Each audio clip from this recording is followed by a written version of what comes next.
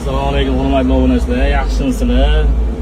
Ertalabda menga oshqan so'm videolar bor. Kanal bo'yi. Mana o'tirmaydi aka buni. Afsona oshxonasida. Shunaqa soatimiz. Endi hozir turibdi, menga ertalab 10 bo'pti. Kelinglar, so'msa tayyor mana shu aka xizmatlar. O'zlari bajaradi. Gulistondan kelish. Bu tarafi shu tomon. Assalomu alaykum hurmatli obunachilar, yaxshimisizlar? Men sizlar uchun juda ham zo'r joy topib qo'ydim. Soyoqimli xarid. Shu joyda mana farzandlarimiz uchun juda ham keng assortimentdagi o'qish qurollari deydimi?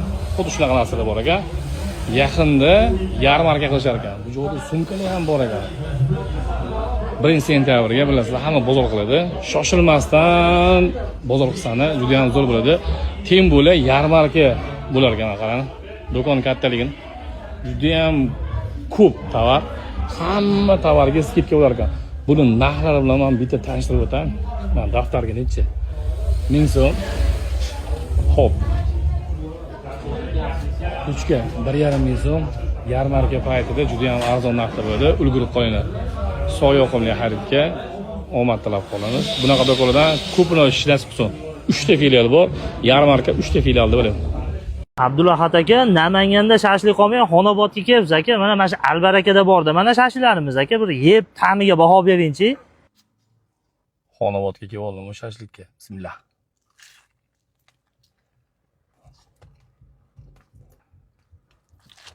Dupor.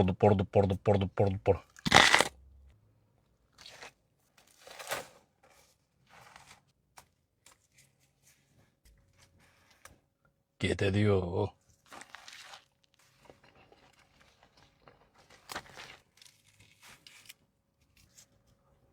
Voy.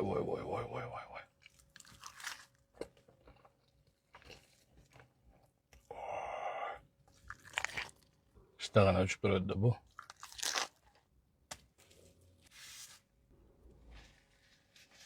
Xonobodga dam olishga kelganda kirib yeyish esdan chiqmas u. Abdulahad aka, erkak kishining quvvatini kosmosga uchirib oladigan matalashkamizdan yeb ta'miga baho beringchi. Bu ovqatni kim bilan yegingiz kelgan bo'lsa, o'ziga tashlab, olib bermaguncha azoblan. Bismillah.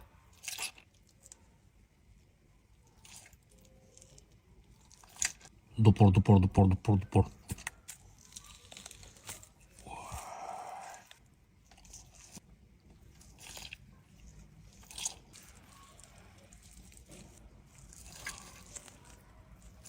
Ketadi-yu.